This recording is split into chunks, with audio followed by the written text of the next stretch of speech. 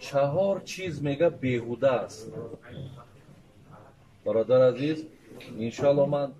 یک طرزی برای شما بیان میکنم عادی کرده که خداخواه یگان مشکل نمیشود.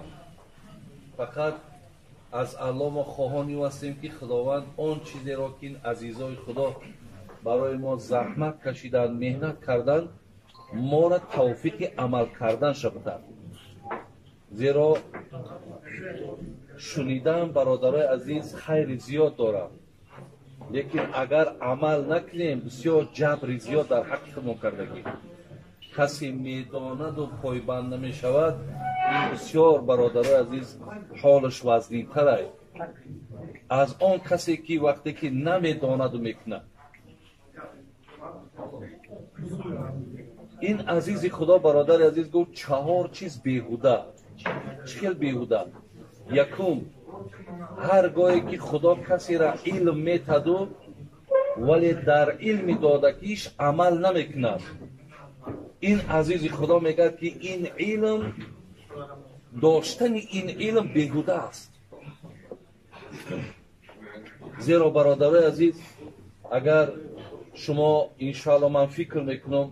معلومات های زیاد دارینو، ولی باز یک بار دیگر گوشرسان میکنم که الله مهربان در قرآن فرمود که الذین اوتوا العلم درجات. وقتی در بین شما اگر عالما باشند، دانشمندا باشند، الله میگه که اینها باید مقام الهیده داشته باشند. یعنی اینها در بین شما مرتبه و منزلت دارند نظر به کسی که به علم است. وقتی که خدا اینها را مرتبه داد، منزلت داد، زمانی که در همون علمی داشتگیش برادرای عزیز عمل میکند. ولی یک ابولیس سمرقندی خدا رحمت چون کند، او کس میگه که موعظه همین امر معروف وقتی تاثیر میکنه که واعظ با گفته خودش عمل کنه. اگر واعظ همون دعوت کننده خودش بگه و لیکن در گفته خودش عمل نکنه، دعوت نتیجه نمیده. انامین عالمی که برادر عزیز وقتی در علمش عمل نداره، این عزیزی خدا گفت که همین علم بیهوده است. یعنی اون مرتبه و منزلتی را که خدا برای این در قرآن گفته است، این آدم از زمره اون نیست. این از زمره اون نیست. چرا که شاعرای ما میگن که از من بگوی عالم تفسیر گوی را، در علم اگر عمل نکنی نادان مفسری. اگرچه مفسری قرآن هم باشی، اگرچه حدیث هم میگیری، عربیش هم میخونی، معنا میکنی، لیکن در تو توفیق عمل نیست، بزرگان میگن که تو نادان ترین مفسرایی. ما تو را مفسر هم نمیگیم. حضرت ابی دردا برادر عزیز یکی از صحابه بسیار جلیل القدر بود. میگه من از یک سوال خدای مهربان در روز قیامت بسیار میترسم. از یک سوالش.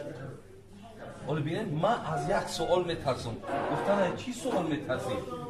گفت وقتی خدا گوید که من علمی که به تو دادم با این علمت چی ها کردی، از همین سوال میترسم. یعنی تو علم داشتی، ما تو را علم داده بودیم، آیا با علم چی کردی؟ زیان آوردی؟ فایده آوردی؟ چیکار کردی؟ من از این سوال پروردگار بسیار در ترسم. حالا که اونا برادرای عزیز به خدای مهربان قسم و صحابای پیامبر بودن، اونا فکر میکنم که ممکنه که بی خطا نبودن، زیرا غیر پیامبر همه خطا میکنن، لیکن به هر حال این بدبختی که امروز هست اونا نداشتن، ولی ترس اونها زیادتر بود. خوش به حال اون عالم هایی که برادرای عزیز از علمشان مردم منفعت میبرند، برای مردم حقیقت سخن خدا و پیغمبر میگه. خوش به حال این عالم ها برادرای عزیز، خوش به حالشان.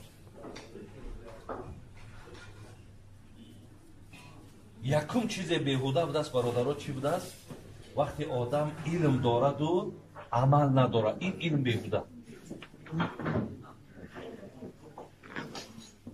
чиле ки пайғамбар саллаллоҳу алайҳи васалам дар ҳадис мегӯяд алуламо варасатул анбиё олимҳо меросбарандаи мананд яъне ворисҳои мананд инҳо аз ман мерос бурданд мерос гуфта медонед на падару модарат мурд аз ҳамон молу мулкша мегирид аз пайғамбар молу мулк намонд олимҳо фақат илма гирифтанд вале дар ин ҷаҳам бародарои азиз гӯшдат кандар бо ки вориси пайғамбар он олиме ҳаст ки дар илм амал мекунад як аки гап бисёр дорум барои вақтҳомон кам буда иншоалло ё барои одам мефаҳмидаги худаш ишора расад дуюм чизе ки беҳуда аст касе мол дораву лекин эҳсон надорад мол дораву гуфти ғармиёи мо ки мурдаай дусё мурдаай ин молдорӣ бародари азиз ва гиромӣ чӣ будааст беҳуда буда ҳичи маъне надоштааст мегӯяд молдор ҳамон молдоре ҳаст ки аз молаш хайр ва эҳсон дорад ҷавонмарде бародари азиз худо раҳмат кунад шоироро мегӯяд тангчашмонро ба неъмат сер кардан мушкилай одаме ки агар тангчашм бошад ҳамин миллион ки биёбад мега ира сер кардан намешавад тангчашмонро ба неъмат сер кардан мушкил аст мард медонам ки мурғеро зиёфат мекунад ҳамин одамеро дидам ки я мурға зиёфат кунам авро мардак мегӯям барои ҳамин ҳазрати аби ҳурайра ҳадиси муттафақун алай гуфтагӣ бародаро ду китоби машҳури бузурги худмон имом бухорӣ имом муслим ҳар душ дар китобошон оварданд аз номи ҷаноби имом абу ҳурайра мегӯяд ҷаа раҷулу ила наби саллаллоҳу алайҳи васалам мегӯяд пеши пайғамбар як одам омад баъд чӣ гуфт мегӯяд аз пайғамбар пурсид аю садақати аъзаму аҷран ҳазрат ҳамин садақо бисёрай не ки бузургтарини пурсавобаш комай пайғамбар мо саллаллоҳу алайҳи васалам гуфтанд афзалу садақа ан тасаддақа ва анта саҳиҳун шаҳиҳ тахша алфақр таъмулу лғино бибинед вала тумҳил ҳатта иза балағати лҳулқум قلت لفلان كذا ولفلان كذا الا وقد كان لفلان انا من متن پره حدیثه چخیلی که من خواندم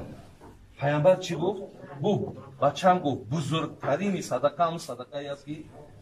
وقتی که تو همه کلیدها و خزینه در دست ولی بینده در بالای پاتی همه در اختیار خودت лекин ба ҳар ҳол бо дар молат ҳарисам ҳастӣ камкамак ай хароҷот чам метарсӣ вале пайғамбар мегӯяд ту мегӯяд беҳтарини садақам садақае ки бӯти дилат бисӯза ки чизи зурай дӯст рафтагиай ана ҳамро мегӯяд те бибинед анон беҳтарини мегӯяд садақа ҳозир ман нави кисанда агар 1000 сомон дошта бошам агар амира 5 сум чапдим чишмум намепарад неки агар як 200-300 чапартом як алака як таъсир дора як мега би қариб 30-40% рафт анам хел мега садақа куд зеро ки садақа як чизи аст бародаро ки ира аллоҳ ваъда кард дар ивази бо пулут метум савобот метум гуноҳот ҳам мебахшум ана гуфт кадом бузургай бузург бу бузургтарин шамое ки вақте ки ту дар болои под бошӣ калидҳову ганҷинаҳо ҳама мисол аз ина корторда балои батар ромай ҳамаш дар дистаки хитай камкамак аз камбағал шиданам битарсӣ ва дар давом ҳазрат чӣ гӯяд баъд гуфт ки вала тумҳил ҳатта иза балағати лҳулқум гуфт вақт нагӣ ки имрӯз бикунам пага бикунам рӯзи дига бикунам вақт нагӣ мега ки то вақте ки ҷон ба ҳалқат биёяд بعد در حلقت که اومدن بعد جوانمرد چه بگه ایرا بگی فلانی را بته ایرا بگی فلانی را بته پیامبر گفت تو مردم بگی یای فلانی میشوم تو مردم بگی دیگه تمام وقتی تو بوچی بهتم یای فلانی میشوم تا اگر فلانی را میدادی با بالای پاد بودن را میدادی اینجا دیگه ناامیدی تو دیگه تو میدانی که راه نداری زین لحاظ برادران دوم چیزی را که حضرت گفت که یعنی بیهوده است همون است که مال داره و لیکن چی است سخی نیست احسان نداره از صدقه کردن هم میترسه ولی من در کتابها خواندم کدام خانه ایده میگه اگر مهمان نیامد کدام خانه ایده که اگر ضیافت نباشد همون خانه میگه خودش به خلاصه بیا که همین خانه ما در غضب خدا است اگر خانه ای که غضب خدا نباشه رفت آمد بسیاره مهمان بسیاره پیامبر گرامی چی داشت برادر عزیز مهمان قبول میکرد که حضرت عایشه مادر میگه ما روزا فقط به دو چیز سپری میکنیم خرما و آب یک بار برادر عزیز مهمانش آمد حضرت گفت حضرت من رای دور اومم میخوام مهمان چم پیامبر در حال یک نفر روان کرد او خانم یک بگرد او کدامش تیاره مهمان قبول بیده شاید او وقتا 3 خانش بود یا 4 خانش بود حضرت گشت همشه گشتن آمد گفت حضرت در یگان خانه مهمان قبول کردن نمیتونی هیچی نداری میگه در همونجا یک جوان مرد بود گفت که حضرت امکان نداره که مهمانی که من مهمان داره کنم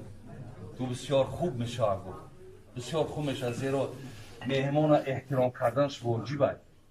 این مرد گریب بردش برادر عزیز خانهش در آمد و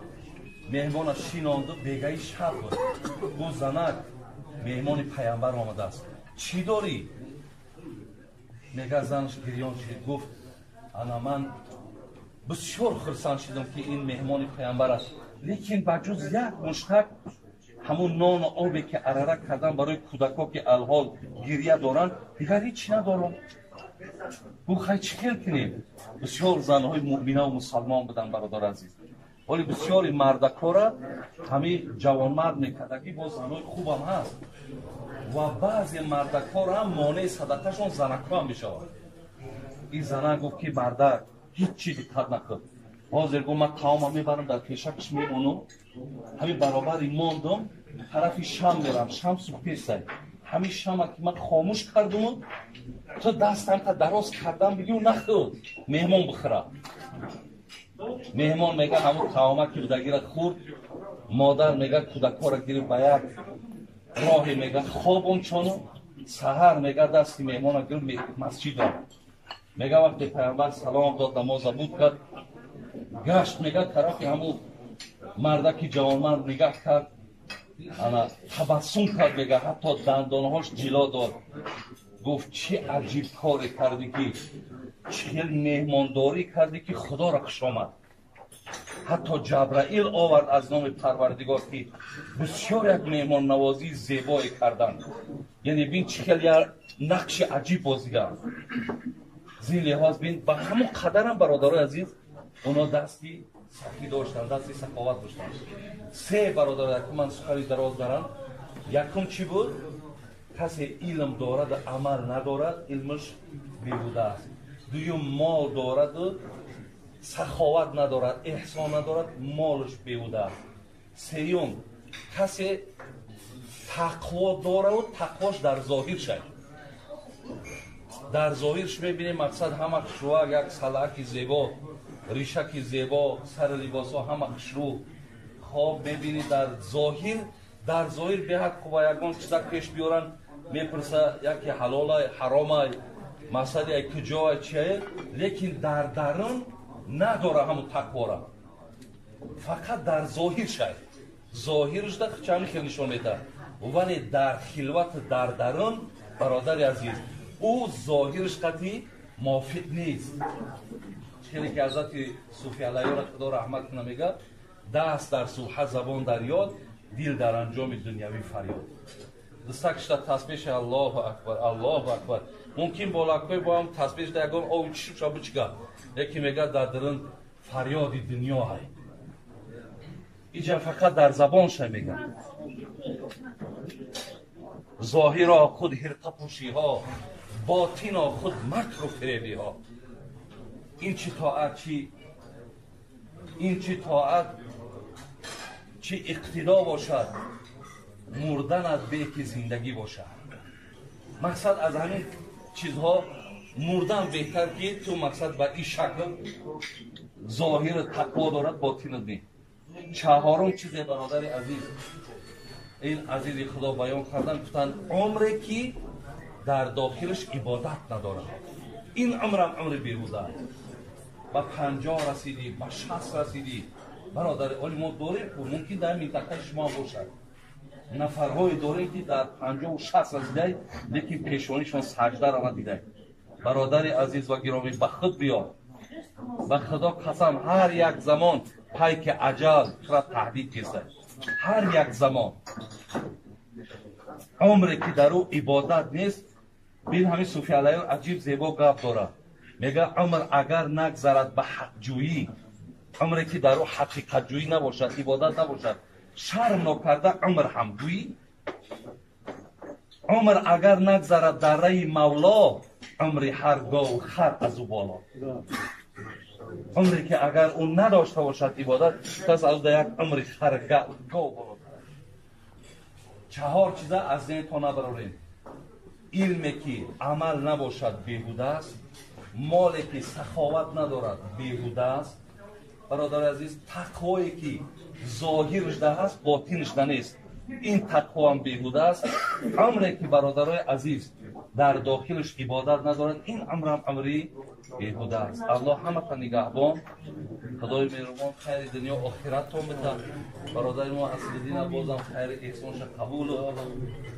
و اون پاداش اجرهایی را که در عوض این خیر هست خدا در نامه اعمالش نویسانده و همه شما را خداوند کاراتون در برای برکت دهد و الله مهربان کجای ده باشید، کجای سفر میکنید، همه شما به خیر گردونه و خدای مهربان تمنیات و مقصودهایی که در دلهاتون دارین اگر نیک باشد خداوند حاصل گردونه. اللهم ارنا الحق حقا وارزقنا اتباعه و ارنا الباطل باطلا وارزقنا اجتنابه یا ارحم. سلام علیکم و رحمت الله. در حقی برادر ما حاجی فرقت که در اینجا رهبر همین کارخانه هست، برادر چند روزه در اینجا میبینیم بسیار حرکت ها و مهنت ها. خدای مهربان در این کارخانهش برکت یا و شایش بده و خدای مهربان تنشون صحت کنه، ایمانشون کامل کنه، جمعی کارگراش خدای مهربان از جمعی آفت و بلا نگهدار. سلام علیکم. یا رب العالمین.